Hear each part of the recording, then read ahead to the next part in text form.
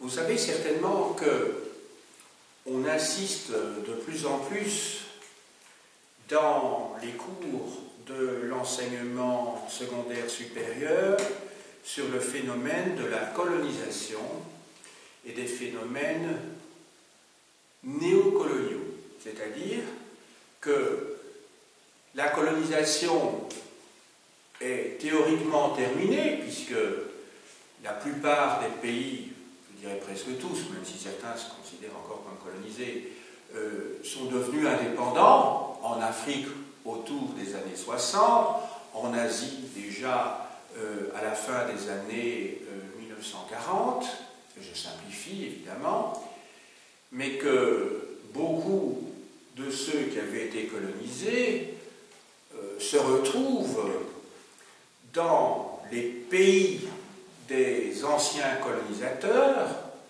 donc dans les métropoles, c'est-à-dire en Angleterre, en France, en Belgique, pour ne citer que les pays qui nous sont les plus familiers, les plus proches. C'est un problème donc qui est récemment, ou plutôt fréquemment traité dans la presse, dans les ouvrages. On n'arrête pas de parler de l'immigration, d'ailleurs. Évidemment, ce n'est pas sans lien avec la colonisation. Et il s'agit peut-être de s'interroger d'une manière plus globale sur ce qu'est la colonisation. Et un des meilleurs moyens de le faire, c'est de se plonger dans l'histoire pour voir quels sont les points communs, les différences entre ces différents phénomènes de colonisation à travers le temps, dans la durée, dans l'évolution de l'humanité. Aujourd'hui, il sera question de la colonisation par les Grecs, par des populations hellénophones du Proche et du Moyen-Orient du IVe siècle, ou plus exactement du dernier tiers du IVe siècle avant notre ère, jusqu'au 1er siècle avant Jésus-Christ. Les Grecs ont connu au moins 3 phases de colonisation. Au 8e, 7e siècle, puis au 6e siècle, on peut regrouper l'ensemble d'ailleurs dans le cadre de la colonisation à l'époque archaïque, et puis alors ce phénomène migratoire, surtout à la fin du IVe siècle et dans le courant du IIIe siècle, même si celui-ci ne s'arrête pas à ce moment-là.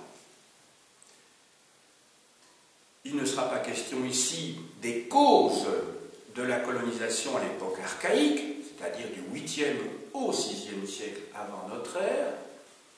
En revanche, je vais essayer de comprendre avec vous d'où partent les Grecs à partir de la fin du IVe siècle avant Jésus-Christ, quand ils partent et surtout pourquoi ils partent, c'est-à-dire essayer de comprendre les causes, comme toujours. Alors ils partent d'où, tout d'abord? Eh bien, ils ne partent pas seulement de la Macédoine, puisque c'est à partir de ce territoire que Alexandre, dit le Grand, va conquérir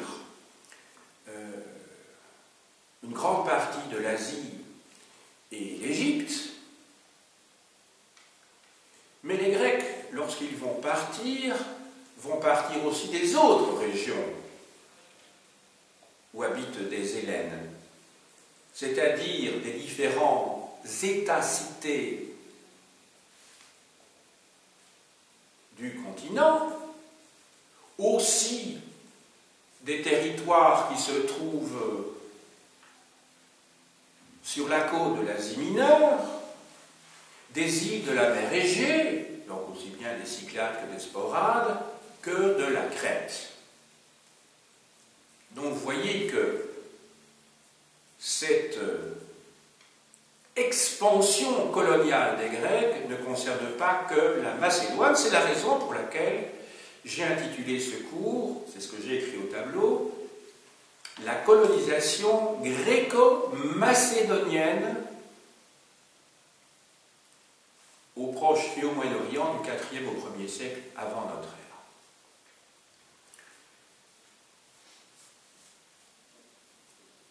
Voilà pour l'origine géographique des colons. Sur le plan chronologique, je dois être peut-être plus précis, parce que si la conquête de l'Orient par Alexandre le Grand est évidemment le moteur de cette expansion, il se fait que cette expansion, cette émigration gréco-macédonienne s'étend en fait encore sur le courant du IIIe siècle, donc bien après la conquête, voire aussi sur le IIe siècle avant Jésus-Christ, car il y a des traces tangibles qui nous permettent de savoir que la Crète était encore surpeuplée à ce moment-là et qu'il y a beaucoup de populations hellénophones qui partent de Crète au IIe siècle avant notre ère. N'oubliez pas que donc la conquête elle se situe vraiment dans le dernier tiers du IVe siècle. Mais donc l'émigration continue au IIIe siècle surtout et encore de manière plus modeste dans le courant du IIe siècle.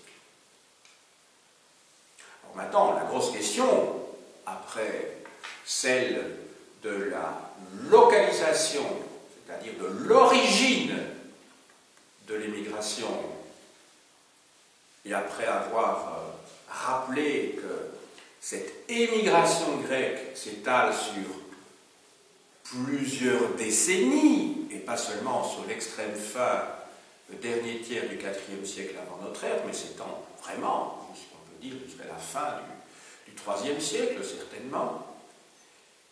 Il s'agit de comprendre le pourquoi. Alors le pourquoi, qui vient tout de suite à l'esprit, et c'est évidemment l'hypothèse qui a été longtemps retenue, c'est celle du surpeuplement des cités-États grecques. Autrement dit, il y aurait eu une masse de gens qui auraient profité de la conquête macédonienne pour partir vers l'Orient parce qu'il n'y avait plus assez de place, autrement dit. Parce qu'il y avait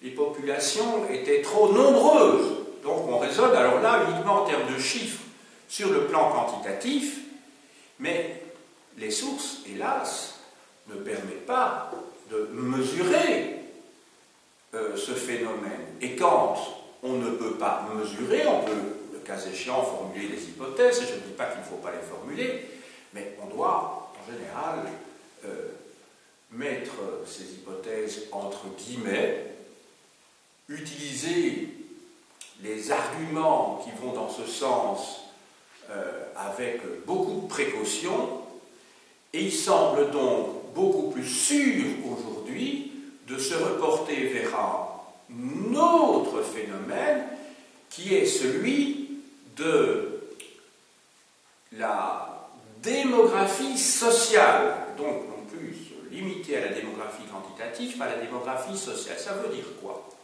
Ça veut dire que vous pouvez avoir un surpeuplement dans certaines régions, mais qu'il ne soit pas un surpeuplement quantitatif, mais un surpeuplement relatif.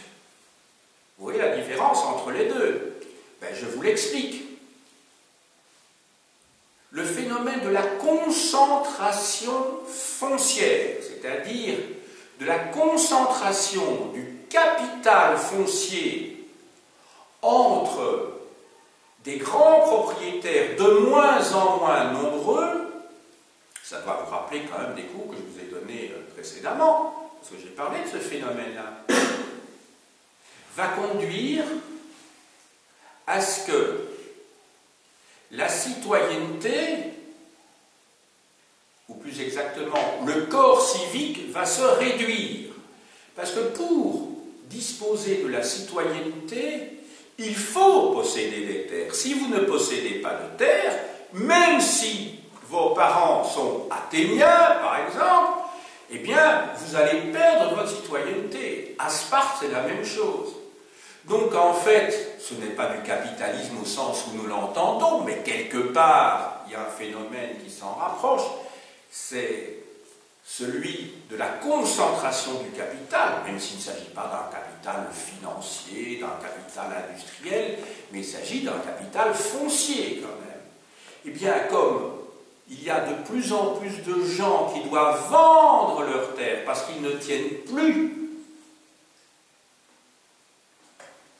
si vous voulez, dans la concurrence de la vente de leurs produits céréaliers ou des produits d'élevage, ils doivent donc vendre à des gens qui sont plus riches qu'eux, ils s'appauvrissent, ils doivent s'endetter. Donc retenez, donc, la concentration du capital conduit à une réduction du corps civique. Et s'il y a réduction du corps civique, ça veut dire qu'il y a des tas de gens qui ne peuvent plus rien dire dans la cité à laquelle ils appartiennent, parce qu'ils ne peuvent plus voter et ils ne peuvent plus être élus. Donc ils deviennent, je ne dirais pas des sous-citoyens, puisque ce ne sont plus des citoyens, tout en étant vraiment des Grecs. Donc, pour des raisons politiques, ils vont partir. Mais aussi, et d'abord, bien sûr, pour des raisons socio-économiques, parce qu'ils s'appauvrissent, ils s'endettent, et donc, ben voilà, l'émigration devient la solution logique, inévitable, pour résoudre leurs difficultés au quotidien. Alors reste enfin, à côté de ces causes socio-économiques que je viens d'évoquer, qui sont plus donc socio-économiques que démographiques, vous avez bien compris, c'est pour ça que je parle de démographie relative, ou démographie liée à un secteur particulier qui est la réduction du corps civique. C'est pas parce qu'on est entassé par mètre carré, c'est pas parce que les gens sont serrés, non, c'est parce que simplement ils ont perdu un statut parce qu'ils ne possèdent plus de terre. Donc, à côté de ces causes socio-économiques qui sont évidemment majeures, il y a évidemment le déclencheur, c'est la conquête. Mais la conquête d'Alexandre ne peut être efficace dans les territoires conquis que dans la mesure où il y a des Grecs qui vont pouvoir occuper les terres conquises et qui vont donc encadrer le territoire conquis. Le moyen trouvé par les conquérants, j'allais dire les conquistadors, parce que c'est un petit peu des conquistadors à ce moment-là, lorsque ces généraux macédoniens vont conquérir à la suite d'Alexandre le Proche et le Moyen-Orient et établir des royaumes après sa mort, ce sont ceux dont on appelle les diadoques, les successeurs d'Alexandre, eh bien, c'est d'inventer un système sous la forme d'un deal, de donnant-donnant. La terre appartient de droit aux rois hellénistiques. Donc les rois hellénistiques, ça correspond, je dirais, aux trois grandes dynasties. Il y en a d'autres aussi, mais les trois grandes dynasties, en tout cas, non, la première des Antigonides, je ne vais pas en parler, puisqu'en fait, ça se situe en Grèce même et en Macédoine, mais il y a au Proche et au Moyen-Orient les Séleucides, qui occupent, je dirais, la plus grande partie de l'ancien empire perse. Donc ça va de la Méditerranée jusqu'à l'Indus, vous imaginez, jusqu'au Pakistan dans un premier temps. Mais ce royaume des Séleucides va se réduire comme une peau de chagrin pour ne correspondre, lorsque Rome fait du royaume des Séleucides une simple province, la province de Syrie en 64, avant notre ère, c'est devenu rien du tout par rapport à ce qu'avait été le royaume des Séleucides qui couvrait donc le territoire, je vous ai dit, jusqu'à l'Inde. Mais alors, il y a un autre royaume, c'est le royaume des Ptolémées, le royaume des Lagides. Ça va? Alors pourquoi dit-on le royaume des Lagides? Parce que le père du général d'Alexandre le Grand qui se proclame roi, pharaon, si vous voulez, d'Égypte, s'appelait Lagos. Et donc Lagos, le père donc, de ce général qui lui s'appelait Ptolémée, va servir comment dirais-je, d'éponyme à toute la dynastie. Donc il va donner son nom à toute la dynastie.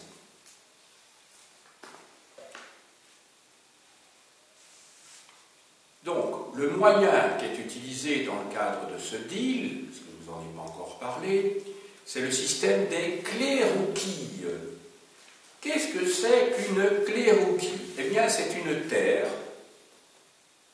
qui peut couvrir au minimum 5 hectares et au maximum en moyenne jusqu'à 25 hectares, ça dépend où vous vous trouvez,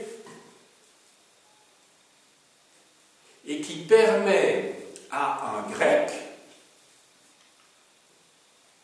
de pouvoir se nourrir ainsi que sa famille, mais en échange de ce don qui est fait par le roi macédonien, qui est devenu roi dans le cadre de l'Empire séleucide ou roi pharaon dans le cadre de l'Égypte antique, entre la fin du IVe siècle et le 1er siècle avant notre ère, eh bien, ils doivent donc en échange donner une part de leur temps pour effectuer un service militaire. Ah ben donc, moi, pharaon, je vous donne les moyens de vivre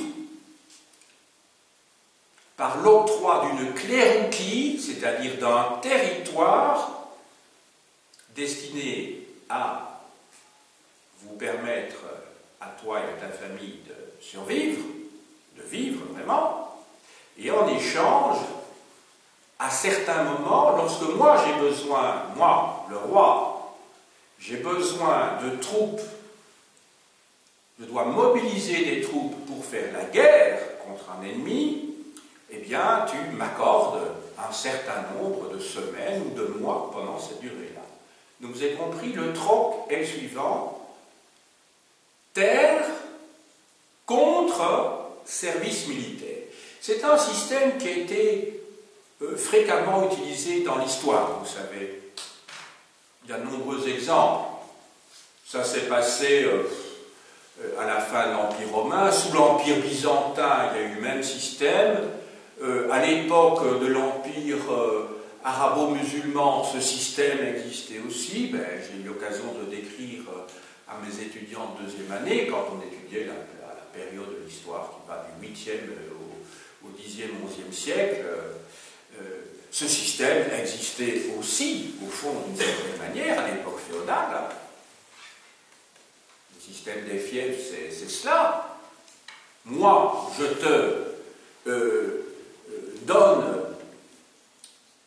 à titre précaire, mais bientôt ça va devenir héréditaire, une terre pour que tu aies de quoi vivre et t'entretenir, et en échange, tu me rends un service dans un certain nombre de cas. Il y a l'aide aux 4 cas, l'époque féodale, mais on comprend entre autres l'aide militaire quand je pars en guerre. Et alors, à l'époque ottomane, les Ottomans ont mis en place, ou même fait perdurer, je dirais, un système qui existait d'une certaine manière à l'époque byzantine, c'est le système des timars, T-I-M-A-R, et c'est un système qui est celui que je suis en train de vous décrire pour les clés-rouquilles. Sauf que le timar était accordé à des militaires véritablement. Ici, ce ne sont pas des militaires, ce sont au fond des paysans qui doivent exercer pendant une certaine durée, lorsque le roi le demande, un service militaire. Donc, quelqu'un qui habite une clé-rouquille s'appelle un clérouque. D'où vient le mot clérouque ou clé-rouquille? Ça vient du mot kléros, qui, en grec, signifie terre, justement, lopin de terre. Kléros. Je l'écris au tableau, hein. Kléros, ici.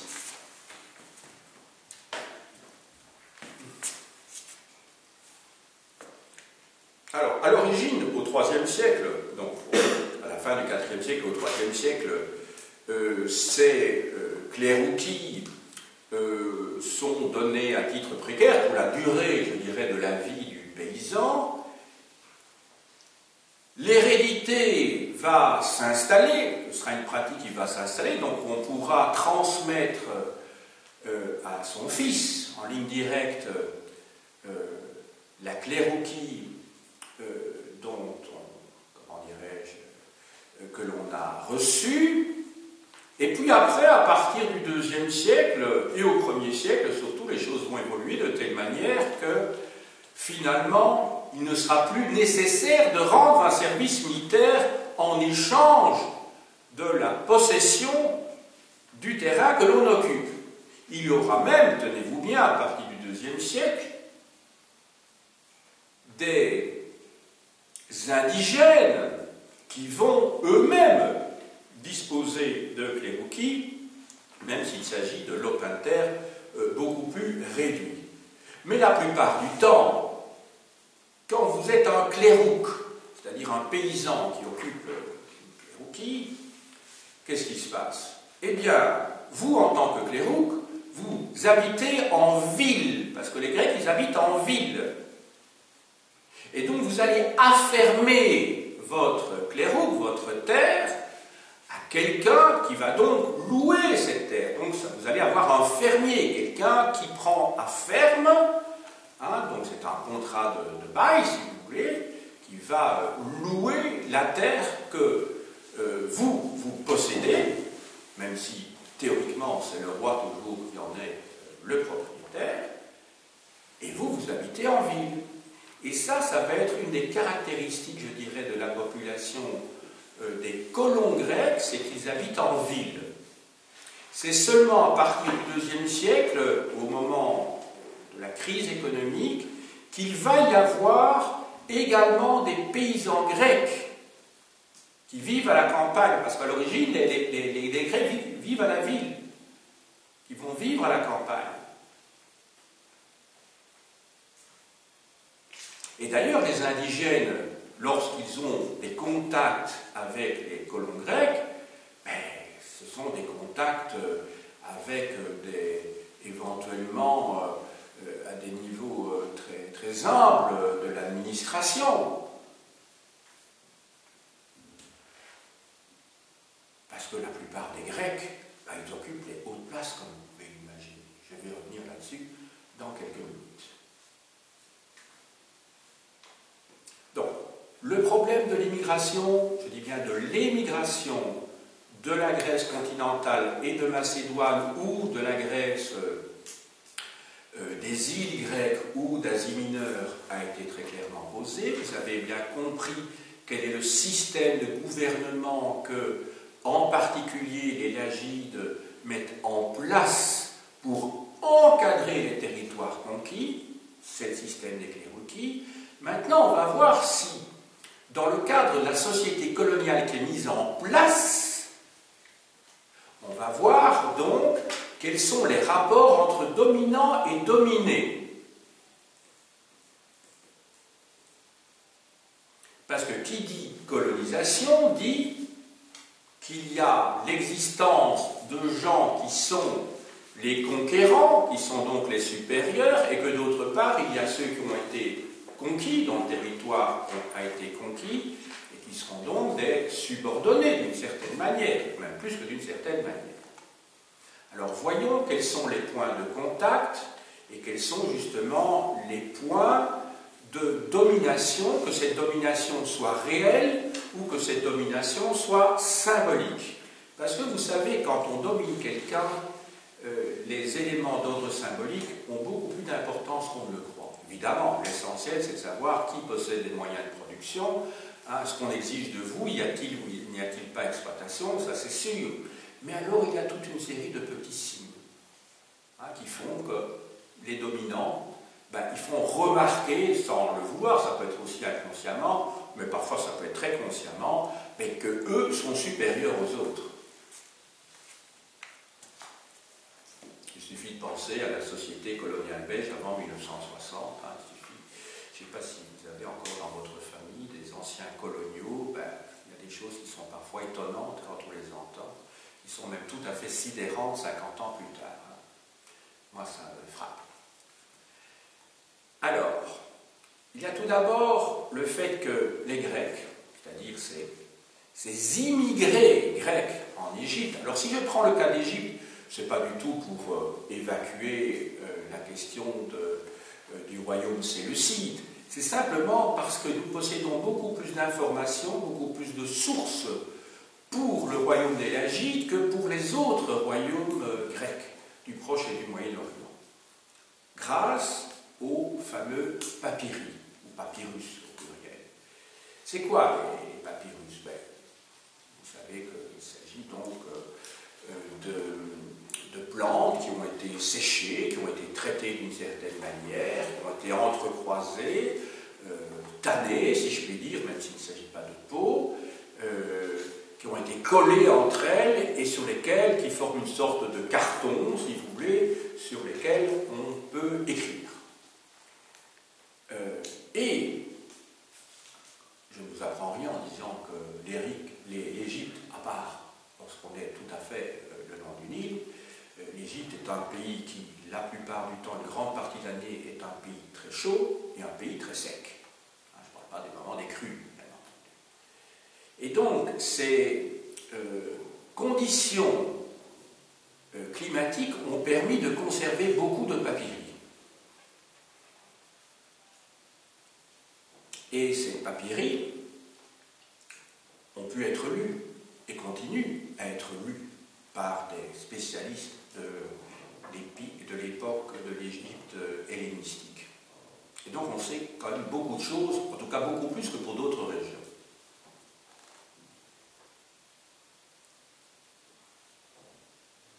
Donc, j'étais en train de vous expliquer que grâce à ces documents, on a des informations sur l'économie de l'époque lagide.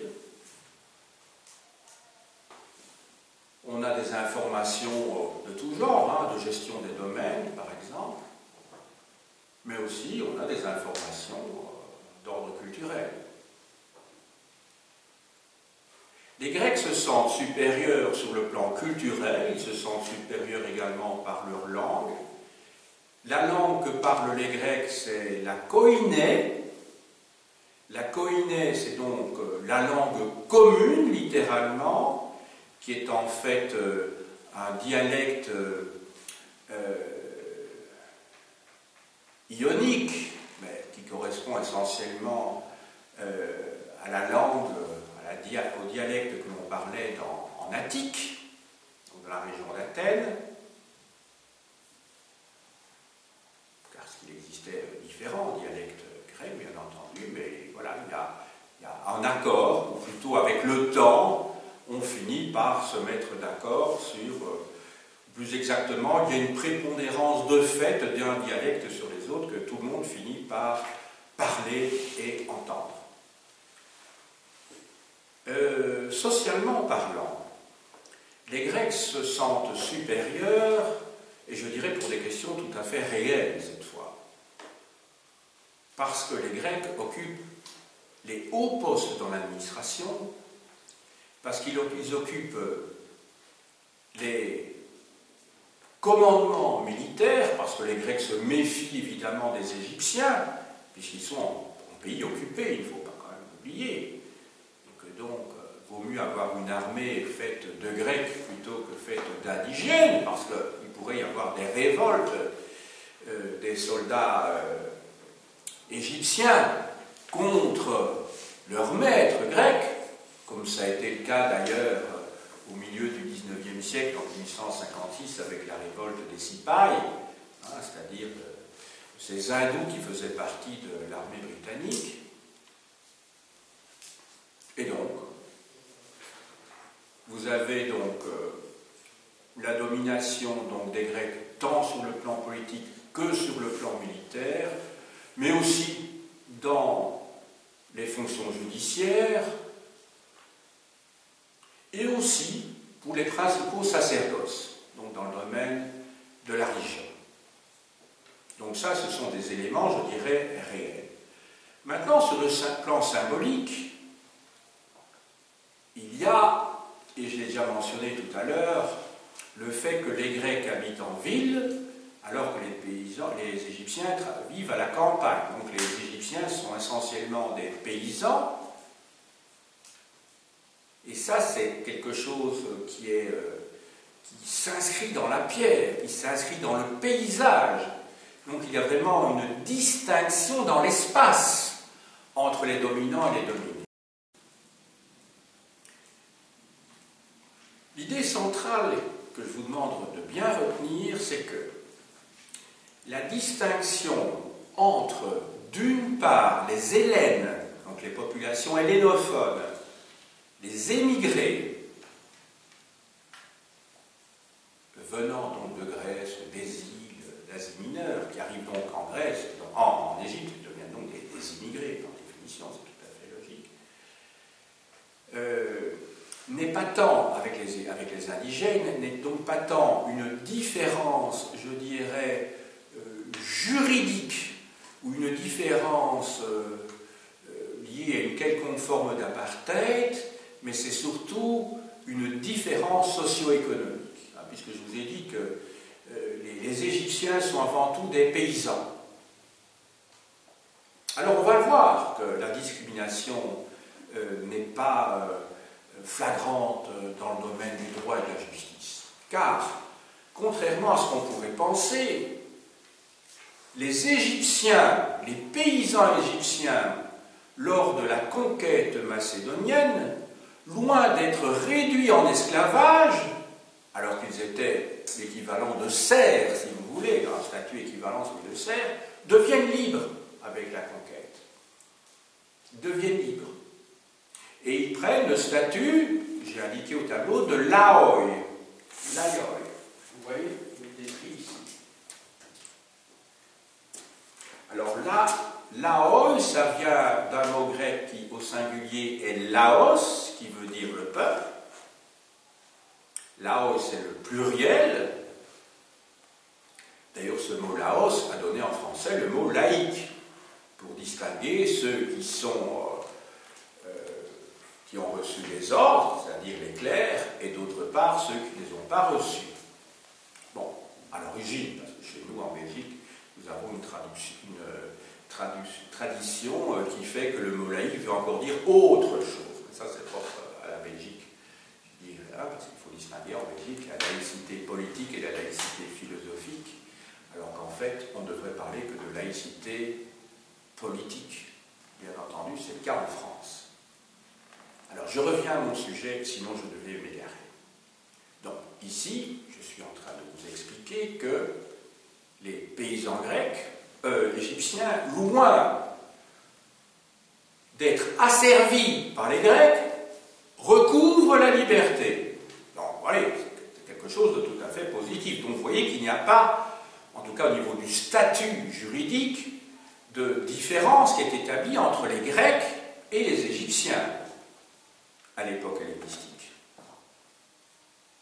D'ailleurs, ces paysans égyptiens peuvent signer, d'ailleurs ils n'ont pas le choix, ils le font, un contrat de bail avec le représentant du roi, parce que le roi est officiellement le seul propriétaire de la terre d'Égypte. Ne l'oublions pas. Donc il signe des baux, des contrats de bail, mais il y a quand même une inégalité de fait, même s'il n'y a pas d'inégalité en droit, entre ces paysans lorsqu'ils signent un contrat avec le représentant du roi, c'est qu'ils sont dans un rapport de force défavorable. Vous imaginez un petit paysan qui signe un contrat avec un représentant du roi. Autrement dit, ces contrats, ce sont des contrats, pour utiliser un terme un peu savant, et je ne voudrais pas être pédant, c'est pour ça que je ne vais pas vous demander de le noter, ce sont des contrats où théoriquement l'égalité est prévue par le droit, mais dans les faits, elle ne l'est pas. Alors en droit, comment appelle-t-on ce type de contrat? On appelle des contrats léonins ou des contrats anasynalagmatiques. Ouais, c'est un mot un petit peu compliqué. Donc ça veut dire que ce sont des contrats où il n'y a pas égalité de, comment dirais-je, de droit de chaque côté. Parce qu'on est dans un rapport de force. Mais, ce qui est sûr, c'est que s'il y a exagération dans le montant des loyers, il n'a pas été rare qu'il y ait des grèves qui soient organisées par les paysans locataires, autrement dit des fermiers, ou des métayers, enfin peu importe le statut qu'ils pouvaient avoir. C'est le cas, entre autres, de la grève de 254 avant notre ère. Donc il y a eu une grève au milieu du IIIe siècle, assez célèbre, où l'on voit donc les paysans qui ne sont pas du tout contents par les montants des perceptions par les propriétaires au niveau des loyers et qui donc se révoltent.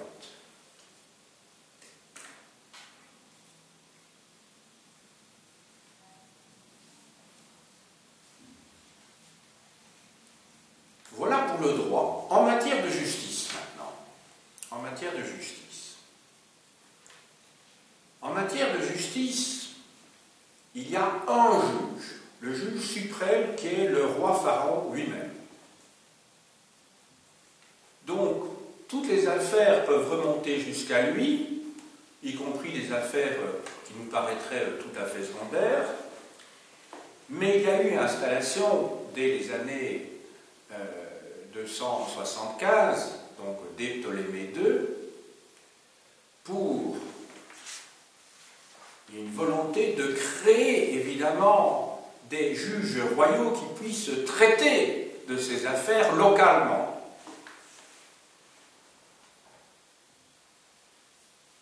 C'est donc le deuxième niveau.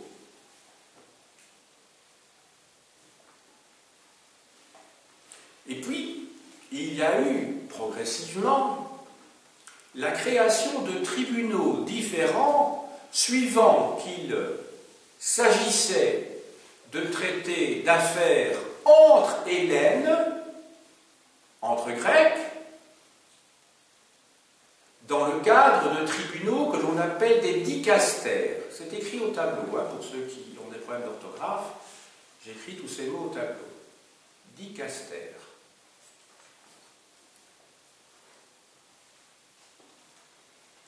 De la même manière, pour les indigènes, des tribunaux spéciaux ont été créés, ce sont les tribunaux du peuple, littéralement.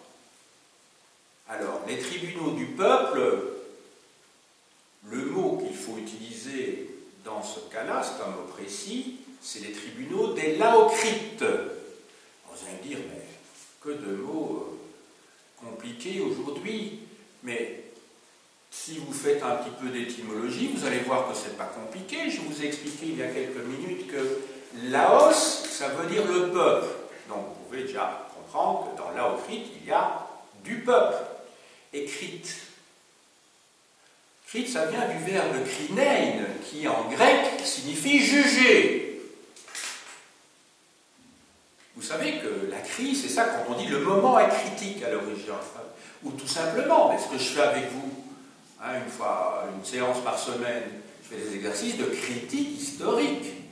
Et la critique historique, c'est quoi? Mais c'est apprendre à critiquer les documents. Et critiquer, c'est les juger étymologiquement. On juge les documents pour distinguer le vrai du faux, ce qui est utile et ce qui n'est pas. Donc, cette partie du mot laocrite, qui est crite, vient tout simplement du verbe krinen, qui veut dire juger. Ça va? D'ailleurs, il y a un recueil de jugements, si vous êtes juriste ou avocat, il y a un grand recueil qui s'appelle la pasicrisie. Ça veut dire que vous y trouvez tous les jugements, parce que pasi, ça vient d'un mot grec qui veut dire tout. C'est comme pan, si vous voulez. Ça va? Le canal de Panama, c'est le canal qui réunit, c'est le canal de toutes les Amériques, de toutes les Amériques. Eh bien, Pasi, c'est la même étymologie. C'est-à-dire que vous trouvez tous les jugements. La pasicrisie. Et puis alors, évidemment, s'il y a un conflit, un litige entre un grec et un indigène, il sont mis en place des tribunaux mixtes. Donc en fait, il n'y a pas de volonté a priori du pouvoir d'établir une discrimination qui conduirait à un apartheid.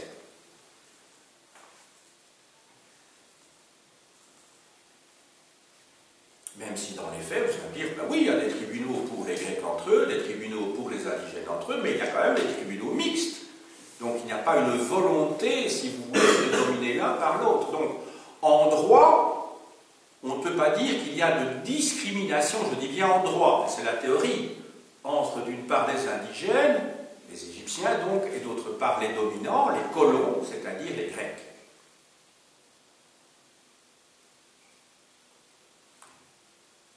Les Grecs ont toutefois, je vous l'ai dit tout à l'heure, un certain nombre d'éléments qui les distinguent nettement des Égyptiens.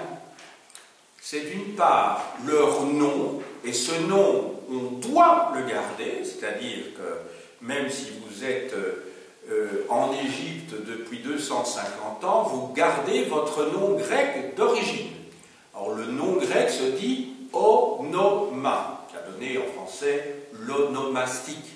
C'est la science des noms, l'onomastique. Donc onoma, le nom. Donc vous avez votre nom, onoma, et vous avez une autre partie de ce que nous appellons le nom, de votre étiquette, de votre carte d'identité, qui s'appelle patrice, c'est-à-dire votre origine.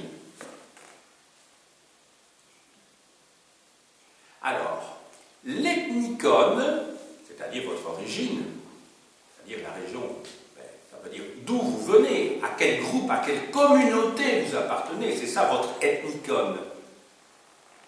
Il peut avoir des formes différentes. L'ethnicone, ça peut être la cité-État dont sont originaires vos ancêtres, il y a 200 ans. Et la cité-État, vous savez qu'en grec, ça se dit polis, qui a donné le mot politique en français. Si vous êtes originaire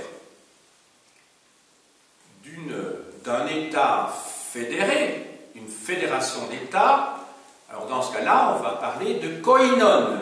Donc c'est comme koiné, mais koiné, ça voulait dire donc la langue commune, et koinon, ça renvoie à l'État fédéral. Je dis fédéré, en fait, c'est des fédérales. Donc koinon, je crois qu'il est écrit au tableau d'ailleurs, non? Ici, koinon. Et enfin, vous avez, pour ceux qui sont originaires d'un État tribal, vous avez, troisième possibilité à côté de la police et du koinon, vous avez l'ethnos.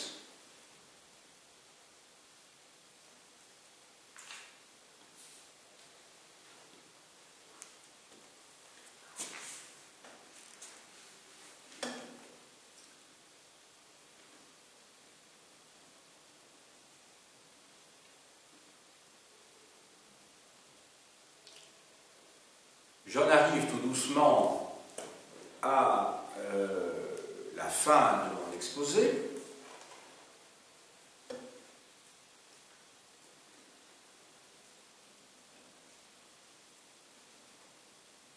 Y a-t-il eu, oui ou non, des tensions entre les dominants, c'est-à-dire les colons, et d'autre part les dominés, c'est-à-dire les indigènes égyptiens, constitués essentiellement par les paysans? On en a des traces. On a des traces de révolte.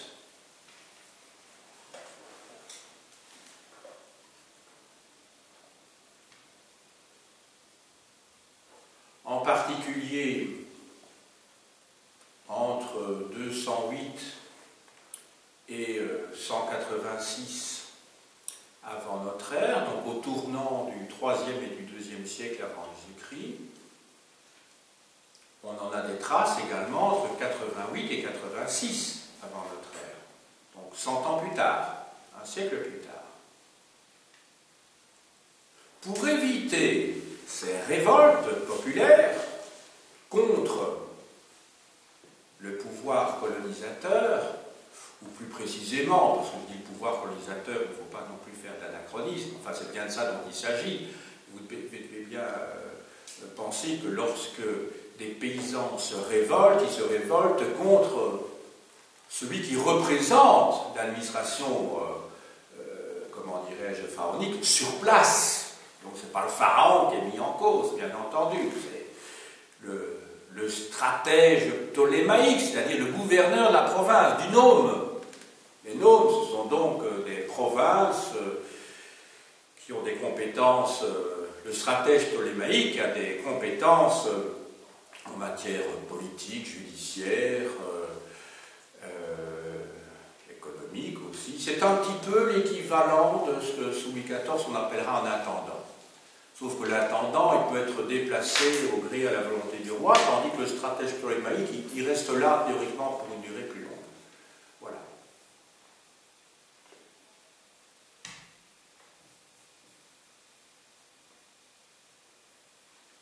Un moyen utilisé par le pouvoir central, c'est, comme toujours, d'essayer de bénéficier de la collaboration du groupe social qui peut avoir une influence sur les paysans, qui représente l'immense majorité de la population, à savoir le clergé. Parce que le clergé égyptien était très puissant. Alors, comment faire?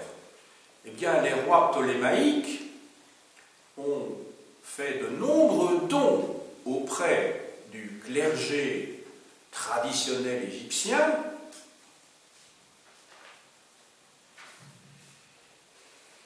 avec pour objectif de le neutraliser.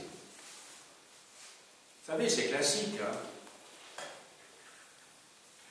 Quand un peuple peu nombreux, d'ailleurs peut-on parler de peuple, puisqu'il s'agit en fait de gens qui viennent de cités-États divers, donc voilà, ce sont des hellénophones, d'accord, mais ils n'ont pas un sentiment patriotique entre eux, simplement, comme ils parlent tous le grec, il y a quelque chose qui les réunit, mais ce n'est pas un sentiment patriotique, c'est un sentiment, je dirais, de dominant qui leur est commun à tous ces Grecs. Donc je vous disais, c'est logique, lorsqu'on doit dominer un territoire vaste avec une population nombreuse, c'est d'essayer de contrôler, en s'en faisant des amis, les corps intermédiaires, c'est-à-dire ceux qui vont servir de tampons et qui vont aider le pouvoir central à contrôler la population indigène. Ben, vous savez, les Belges ont fait la même chose au Congo. Hein. Il fallait être copain avec les chefs de tribu, avec tous les roitelets. C'était eux, parce que les Belges ne pouvaient pas contrôler évidemment la masse des Congolais, ce n'était pas possible. Donc il faut avoir des alliés, on en fait des vassaux, si vous voulez. Donc les prêtres égyptiens deviennent des vassaux, mais les vassaux, pour qu'ils collaborent, et on peut parler vraiment de collaboration, pas dans le sens aussi fort que ce qui s'est passé pendant la Deuxième Guerre mondiale, bien sûr. Mais enfin, un collaborateur, c'est quand même ça. C'est quelqu'un qui accepte de travailler avec l'occupant, moyennant un certain nombre d'avantages, c'est-à-dire l'octroi de dons, de terres, d'un certain nombre de privilèges. Une reconnaissance aussi politique et symbolique, même si celle-ci est tout à fait, comment dirais-je, infime. Mais quand je dis politique, il faut bien entendre, hein, je dirais politique au sens philosophique du terme, parce que ce sont les Grecs qui tiennent les rênes en main. Mais on leur reconnaît une existence. On ne les nie pas, autrement dit. Vous savez que les êtres humains ne supportent pas être niés dans leur identité. Ben, le clergé, il entre dans cette politique de collaboration. Je suis désolé d'utiliser ce terme, mais c'est pas à la limite pas du tout. Parce que je crois qu'il faut toujours essayer de comprendre, si l'on veut essayer d'avoir une vision, je dirais, conceptuelle de ce qu'est la colonisation au-delà de toutes ces situations singulières, de voir ce qui réunit, au fond, tous ces colonisateurs face à tous ces colonisés. Il y a un certain nombre d'éléments communs. Évidemment, c'est le rapport rapport de domination, ça va de soi. Mais il y a des éléments que l'on retrouve d'époque en époque, même au-delà des situations singulières. Voilà. Alors maintenant, sur le plan démographique, parce que je crois que c'est important, je vous ai dit qu'il ne fallait pas parler de peuple grec, parce que ça n'a pas de sens. On peut parler en tout cas du groupe des hellénophones, ou en tout cas, encore de manière socio-économique, de manière plus déterminante, on peut parler du groupe des dominants ou des colonisateurs, ça oui, ça c'est clair. Eh bien, au 1er siècle avant notre ère, le rapport est de 6 millions d'Égyptiens, au 1er siècle avant Jésus-Christ, d'après les chiffres qui nous sont donnés par Diodore de Sicile, donc 6 millions d'Égyptiens contre 1 million de Grecs. Donc, vous voyez que ces colons, ils sont quand même nombreux, il y a beaucoup de Grecs en Égypte. 1 million, c'est pas rien. C'est un rapport de 1 à 6. Donc 1 à 6, ça fait quoi? Ça fait quoi? 17% de la population, si je calcule bien. Si c'était 1 à 5, ce serait 20%. Si c'était 1 à 7, ce serait 15%. C'est pour ça que je dis aux environs de 17-18%. Donc entre 17 et 18% de la population. Donc c'est un rapport de 1 à 6. Quoi. Ça va? Non, si je fais bien compte, parce que si vous additionnez l'un et l'autre, les 6 millions plus 1 million, d'ailleurs ce sont les chiffres qui sont donnés par un autre historien, ça fait 7 millions et demi, donc ça fait bien 15% de la population globale, excusez-moi, c'est bien 15% de la population globale de l'Égypte est constituée donc par des hellénophones. Alors cette population est relativement homogène parce que les mariages mixtes sont extrêmement rares. Extrêmement rares. D'ailleurs, on garde son nom d'une génération à l'autre, et c'est seulement dans la deuxième moitié du IIe siècle ou au 1er siècle que vous pouvez avoir un nom qui peut indiquer soit une origine égyptienne, soit une origine grecque. Mais en tout cas, pendant 2 siècles, très clairement, les Grecs se sentent grecs. Hein, ils se sentent différents, supérieurs des autres. Voilà. Le seul domaine où il y a pu avoir une certaine reconnaissance, il y a un certain intérêt des Grecs par rapport à la culture égyptienne, c'est le domaine de la médecine, parce que les Égyptiens étaient connus comme étant particulièrement compétents en la matière, et c'est dans le domaine de la religion, parce qu'il y a des divinités égyptiennes, par exemple Isis, qui vont connaître un grand succès chez les Grecs et plus tard chez les Romains. On pense au culte d'Isis qui va, comment dirais-je, arriver jusqu'à Rome, puisqu'il va y avoir un temple d'Isis même à Rome. Conclusion, mais j'étais déjà dans la conclusion. Conclusion générale, vous avez bien compris que le phénomène migratoire qui est celui qui débute dans le dernier tiers du IVe siècle avant notre ère, appartient à l'histoire des migrations grecques dans le bassin de la Méditerranée, première moitié, plutôt 8e ou 6e siècle avant notre ère, les Grecs établissent des comptoirs un petit peu partout sur le comptoir de la Méditerranée, de l'Espagne au sud de la France, à le sud de l'Italie surtout, bien entendu, la Libye, même l'Égypte, pensez à Cyrène, au Cratis, pensez aux colonies grecques sur le pourtour de la mer Noire, sans compter évidemment d'Asie mineure, ça va de soi. Et puis là, vous avez cette deuxième vague, donc, de la fin du IVe siècle jusqu'au IIe siècle, cette grande deuxième vague migratoire, ça c'est du point de vue de la migration. Je vous ai expliqué les différentes causes, elles sont essentiellement socio-économiques, et il y a encouragement des souverains macédoniens pour rétablir des Grecs dans le cadre, oui c'est le cas de le dire, pour encadrer la population indigène et occuper le territoire dans le cadre de contrats particuliers que j'ai cités, qu'on appelle le système des cléroukies.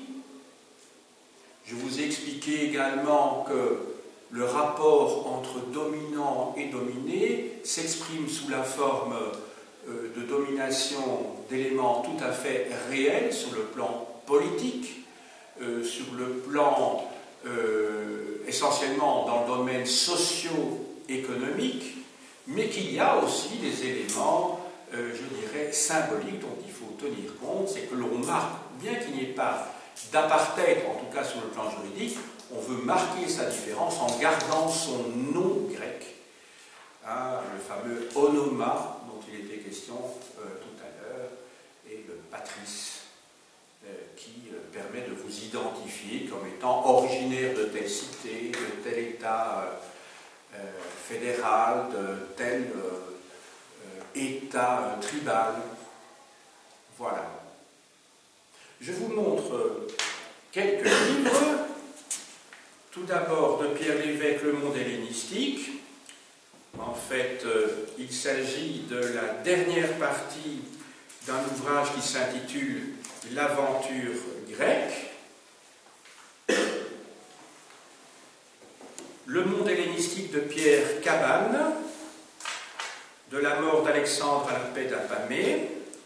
C'est le tome 4 de la Nouvelle Histoire de l'Antiquité en point, seuil. Un ouvrage plus ancien de Pierre Jouguet, L'impérialisme macédonien et l'hellénisation de l'Orient dans l'évolution de l'humanité, chez Albin Michel. Alors, deux ouvrages d'un professeur de l'Université de Bruxelles que j'ai connu alors qu'elle prenait sa retraite, Claire Préau, Le monde hellénistique. Il y a donc 2 volumes dans la collection Nouvelle Clio.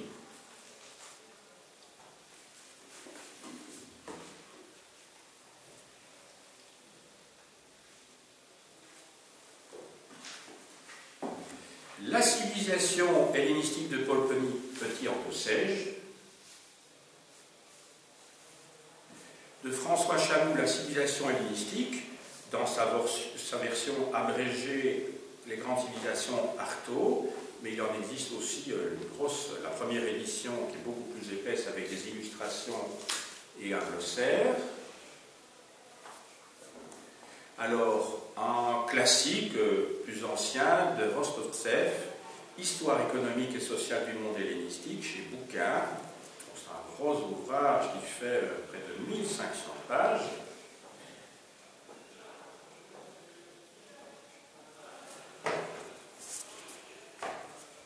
Alors, pour l'Égypte, sur laquelle je me suis longuement attardé, de Bertrand Lançon et Christian-Georges Schwenzel, l'Égypte hellénistique et romaine, dans la collection 128, chez Nathan Université. De Geneviève Husson et Dominique Valbel, l'État et les institutions en Égypte des premiers pharaons aux empereurs romains. Donc la partie hellénistique est particulièrement développée. Parce que l'Égypte ancienne, il ne faut pas oublier, c'est pas seulement l'époque des pharaons jusqu'au Nouvel Empire, c'est-à-dire la grande époque de l'Égypte, deuxième moitié du deuxième millénaire avant notre ère. L'histoire de l'Égypte se poursuit avec d'autres périodes et la période hellénistique dont il a été question ici. Alors de Pascal Ballet, La vie quotidienne d'Alexandrie, 331-30 avant Jésus-Christ, dans la collection donc La vie quotidienne chez Hachette. Donc vous savez que l'indépendance de l'Égypte a été perdue au lendemain donc de la bataille d'Actium entre d'une part Marc-Antoine et d'autre part Octave, Marc-Antoine étant l'allié de la reine d'Égypte Cléopâtre, et à partir de 30 avant notre ère, donc l'Égypte devient la propriété personnelle de l'empereur romain. Alors un ouvrage magnifique, mais qui est plus difficile, et donc c'est pas dans un premier temps qu'il faudra le lire, mais tout à fait remarquable, d'Arnaldo Momigliano, Sagesse barbare, les limites de l'hellénisation, aux éditions La Découverte. Alors là, c'est un ouvrage vraiment tout à fait remarquable qui comprend plusieurs contributions, mais vraiment de haut niveau. J'ai dit